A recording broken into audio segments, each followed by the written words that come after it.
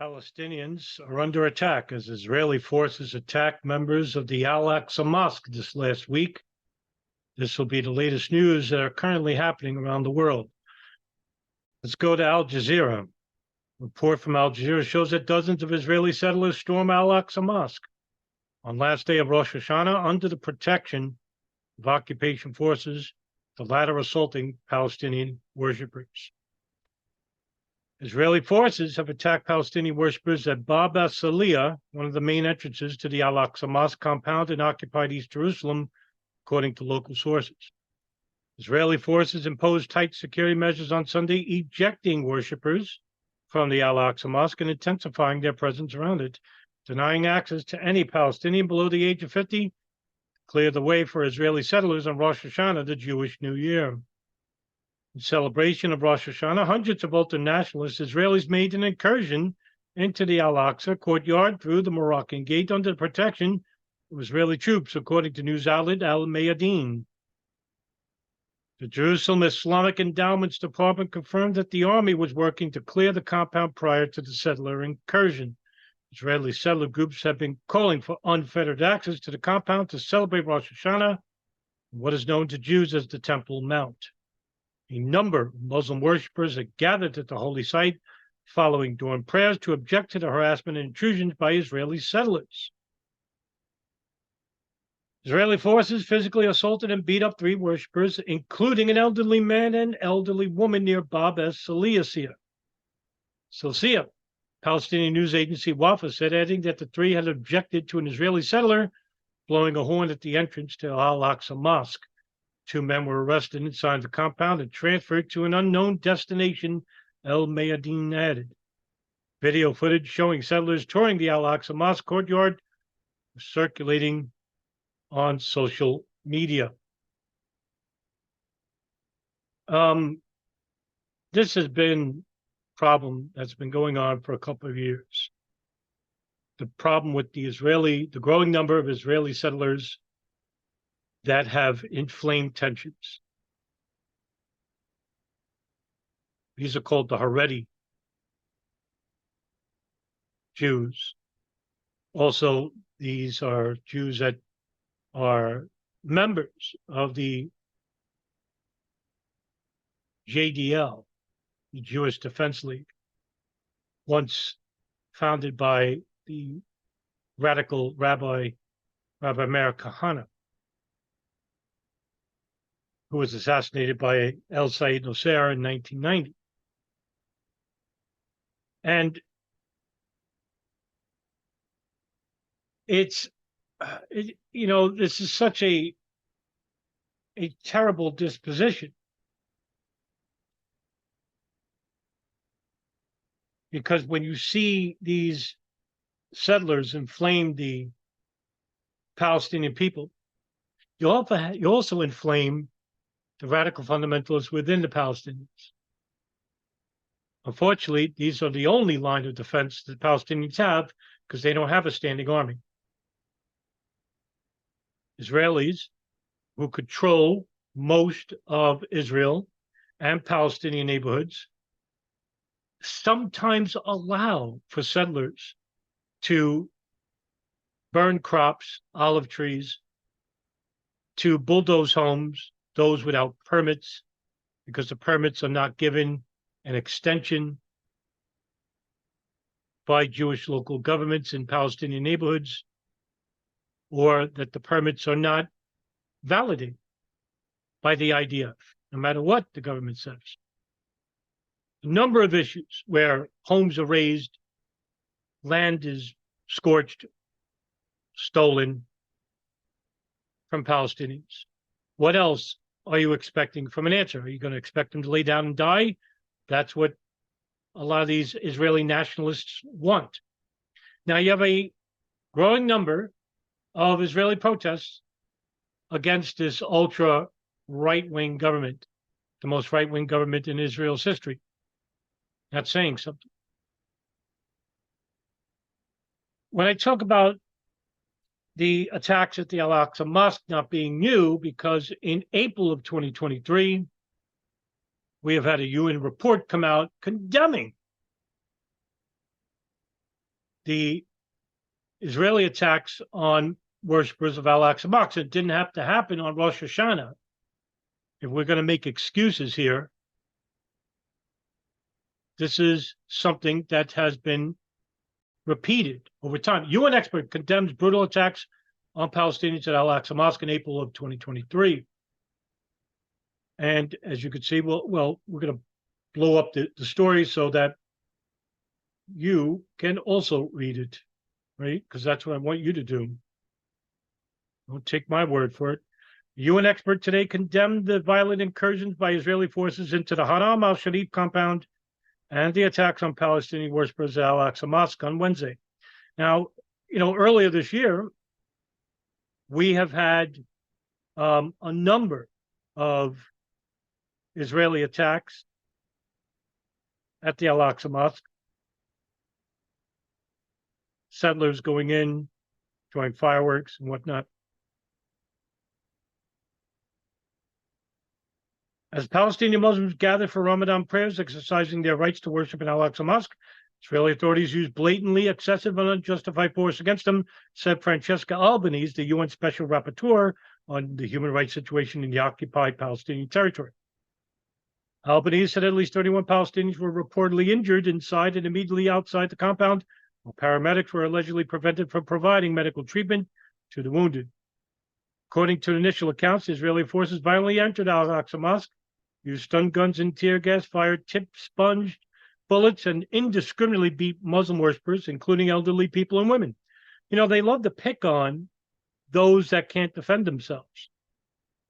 And when you had an opponent that can defend itself, like Hezbollah in 2006 in Lebanon, the IDF lost. That's because Israelis are not very good fighters. They're not. That's why they're solely dependent on the United States and coalition partners to act as big brother, because Israelis are not good fighters. They're just not. They never were.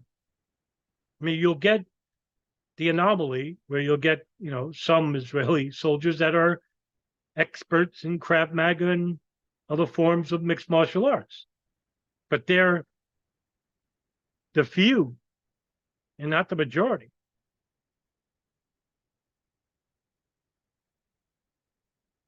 At least 450 Palestinian men were reportedly arrested, and some were kicked and slapped by escorting soldiers as they were led out the Haram al-Sharif compound in handcuffs. The UN expert deplored the reckless and unlawful actions of Israeli forces, which reportedly allowed some 165 Jewish Israelis to enter the compound in violation of the status quo agreement, which Israel is bound to respect. Now let's Google this, right? What is the status quo agreement? Well, as you can see, Wikipedia says, in Israel, the status quo, or the secular religious status quo, refers to a political understanding between secular and religious political parties not to alter the communal agreement in relation to religious matters. The established Jewish religious communities in Israel desire to maintain and promote the religious character of the state, while the secular community sometimes wishes to reduce the impact of religious regulations in their everyday lives. Occasionally, one political side seeks to make changes to intercommunal arrangements, but these are often met by political opposition from the other side. The status quo preserves the established religious relations in Israel, and only small changes are usually made. Now,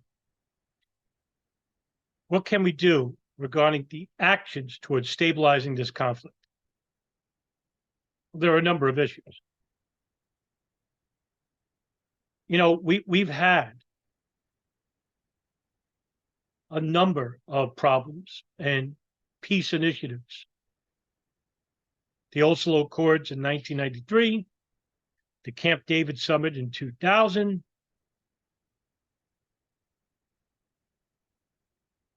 the Roadmap for Peace, the Taba Summit, and the recent Arab Peace Initiative. But it seems that one side wants to transgress while giving up less in the agreement. And under this trend of Palestinian violence from the groups like Palestinian Islamic Jihad and Hamas, which doesn't help, and then you have a Israeli lackey in Mahmoud Abbas, Palestinian Authority. It seems that the Palestinians are at an impasse between a rock and a hard place. Now, since 2010, the Israeli military has removed approximately 120 checkpoints. And that's coming from the Jerusalem Post article on March 5th, 2022.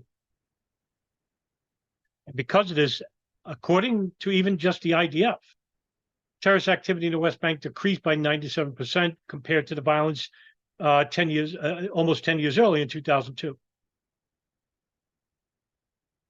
So you can't say this is a religious matter, right? With the Israelis, it partly is. This is the very unique situation in Israel. But according to the Palestinian side, it's not just a religious order. That's coming from the ghoulish groups like, as I said, Palestinian Islamic Jihad and Hamas, right? They're led by the Wahhabi ideology. These are illiterates, taken advantage of because Palestinians are poor. Poverty breeds extremism, not just in Israel. You can see it in Saudi Arabia, Iraq, Afghanistan. These are the countries we made poverty-stricken because they once had a very luminous, very lavish Western lifestyle that was successful during Arab nationalism, the period of Arab nationalism, under Gamal Abdel Nasser, the once president of Egypt, during the 1950s to 70s, the 20-year period. There was no extremism. It was kept under wraps by the security of the state. But because their brutal measures over the years inflamed tensions within the minorities and some of the people in the small pockets of financially destitute areas of these countries, they saw that there was corruption in a lot of these Arab nationalist states. And because Saudi Arabia, during the oil boom, basically gave money to these groups basically festered in the shadows.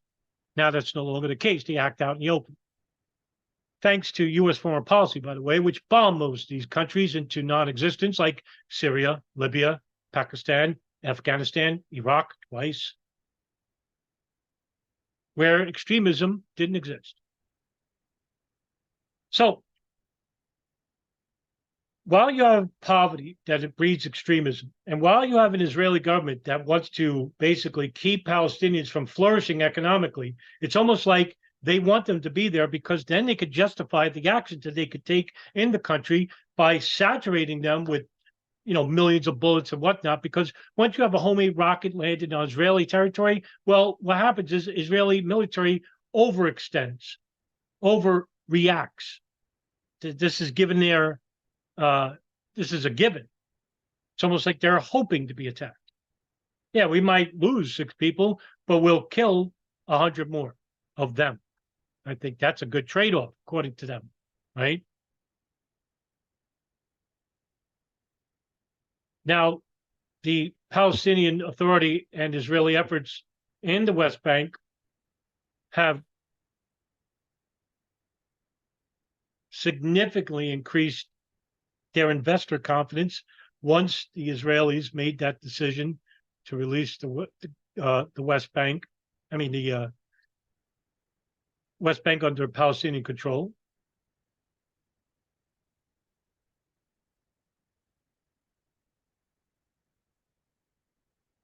And I think in order to initiate a pipe dream, we need to have the Israeli Zionist government eliminated. Ultra-nationalists are contributing to the problem. We need a moderate recognition of government that's made up of Palestinians and Israelis. No other way. The Knesset needs to get rid of, this Catch Party, the Green Party, the Zionist influences.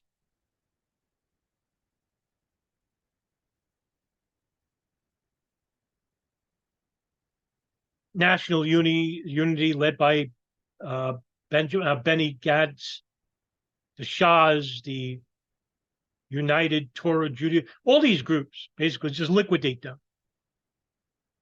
And have the people that live in these neighborhoods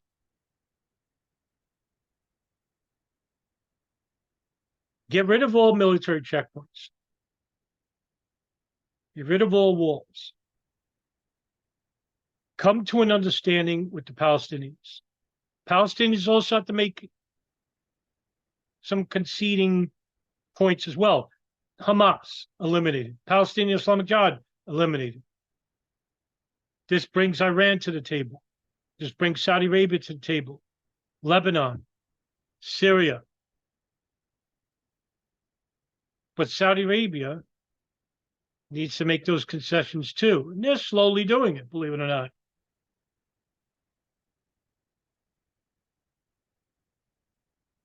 I don't know if it's legitimate, but they're trying. I don't trust them. It's like I don't trust Israel or the United States for that matter. But we have to throw that lifeline of faith out there. And in response to this, I almost can guarantee you that once these concessions are made, you will start to see less violence between the Palestinians and Israelis, because they lived together for centuries before the 1938 invention of Zionist Israel.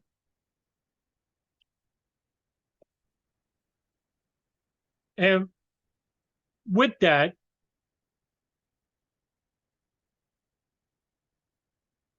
I'm sorry, 1948.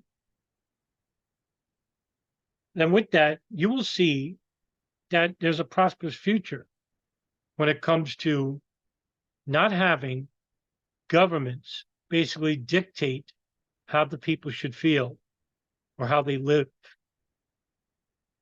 The greatest example of this is the United States. It's the most polarized country on the face of the earth. We're the most racist, we're the most religious, we're the most politically oriented, the most sexist. I mean, it's all over our news. It's all over our entertainment, in sports. It's thrown right in your face. And that's how you keep the people divided.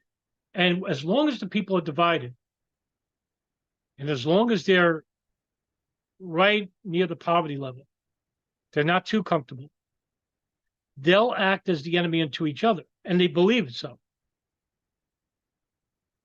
Israel is suffering a similar form of this, where you have secular Israelis, religious Israelis, led by a right-wing government, that are actually creating this paradigm. And then you have the Palestinians.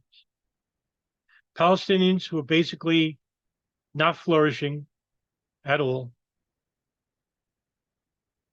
as a whole, and are slowly being dissipated by the actions of the government. And because the United States is a bunch of cowards, and talk about the government, sold out whores and cowards, they're not going to help. The help has to come from the international stage. Because the United States and Great Britain, Germany, France, they're all sold, bought and sold by not just the Israeli lobby, but the Saudi lobby and interests as well.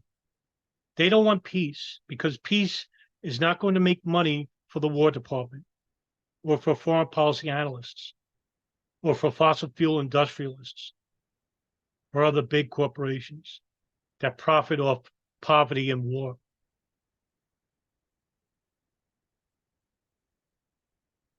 And that's why I call it a pipe dream. And unless we come to an understanding of peace, prosperity, and hegemony in the region, these problems will continue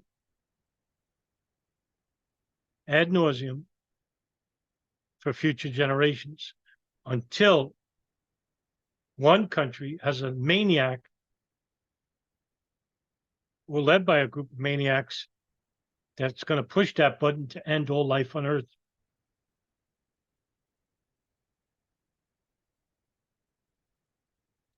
I don't think it's coming from the Middle East, the Arab world anyway. I think only 4 countries could actually do this: the United States, Israel, Pakistan, and India.